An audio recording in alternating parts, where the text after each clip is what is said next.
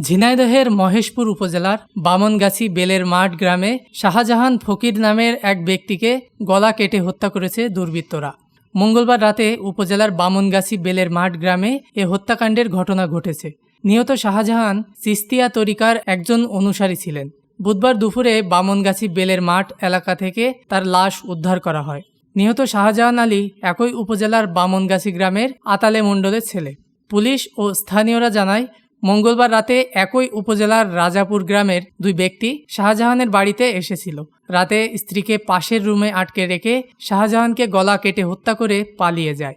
বুধবার সকালে তার অসুস্থ স্ত্রী ঘরের জানালা দিয়ে বাইরে বের হয় এবং স্বামীর গলাকাটা লাশ দেখতে পেয়ে প্রতিবেশীদের খবর দেয়। পরে তারা পুলিশে খবর দিলে পুলিশ ঘটনাস্থলে গিয়ে তার লাশ উদ্ধার করে।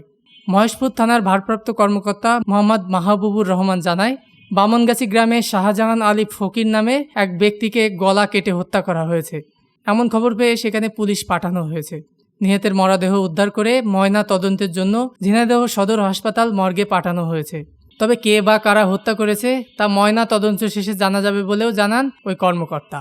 এ ঘটনায় মহেশপুর থানায় একটি মামলার প্রস্তুতি চলছে। ডেস্ক নিউজ, দৈনিক রানা।